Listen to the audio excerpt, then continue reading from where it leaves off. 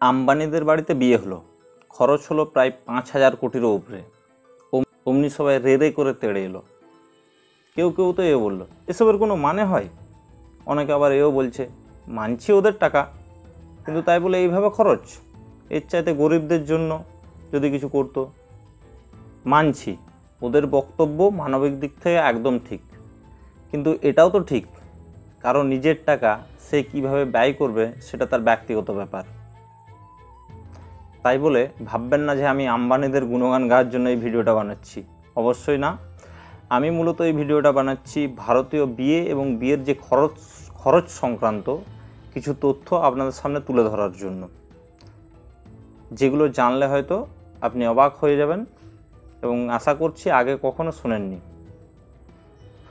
তথ্যগুলো জানতে হয়তো 2 থেকে 3 মিনিট সময় লাগবে এবং আশা করি তথ্যগুলো আপনাদের খারাপ লাগবে না, তাই একটু ধৈর্য ধরে শুনুন।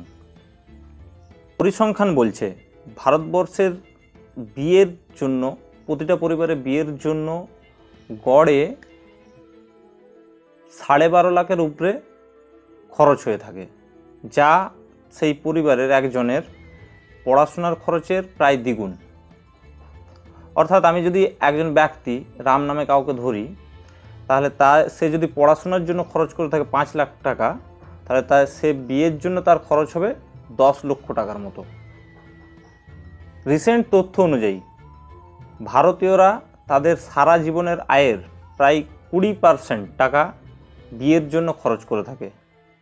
অর্থাৎ একজন ব্যক্তি, আমি রামকেই ধরছি, সে যদি তার পুরো লাইফে 1 কোটি টাকা ইনকাম করে থাকে, তাহলে সে তার বিয়ের জন্য খরচ করবে 20 লক্ষ টাকার মতো। এবং দেখা গেছে যে 60% মতো ভারতীয়রা যারা তাদের নিজেদের যে বাৎসরিক আয় তার চাইতে বেশি টাকা তাদের বিয়ের জন্য খরচ করে থাকে।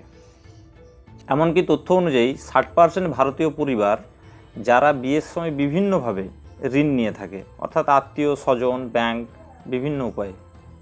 অর্থাৎ আমরা পরিসংখ্যান অনুযায়ী বরাবর যে সমাজের দিকে যদি নিজেরাও তাকিয়ে দেখি, তাহলে দেখতে পাবো যে নর্মালি যে আয়, অর্থাৎ আমি যেটা এফোর্ড করার ক্ষমতা আমার যে হিসাবে খরচ করা উচিত, তার চাইতে কিন্তু বহুগুণ অতিরিক্ত টাকা আমরা বিয়ের সময় ব্যয় করে থাকি।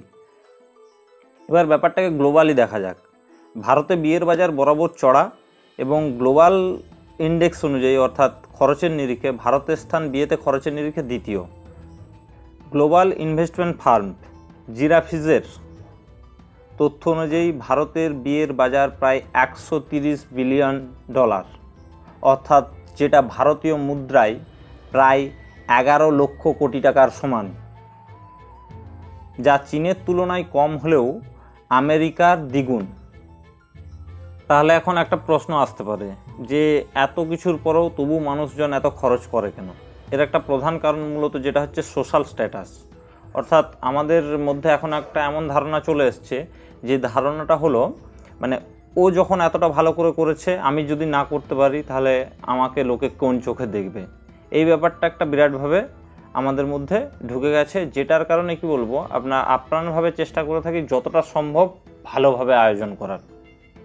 এছাড়া তো সোশ্যাল মিডিয়ার যুগে অন্যের লাইফকে আমরা সহজে জানতে পারছি, বিশেষ করে এই জাতীয় দিকগুলো, যে কিভাবে কে বিয়ে করছে, নতুন নতুন আরও পদ্ধতি আসছে যেগুলো খরচকে কিভাবে বাড়িয়ে তোলা যায়।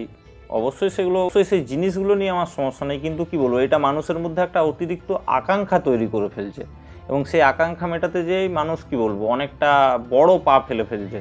অর্থাৎ তার ক্ষমতার বাইরে যেটুকু তার ক্ষমতা, তার চাইতে অনেকটা দূরে যেয়ে চেষ্টা করছে। এই প্রসঙ্গে আমার একটাই মতামত, যে নিজের পরিস্থিতিটাকে বুঝে সেই অনুযায়ী খরচ করাটাই আমার মনে হয় ভালো।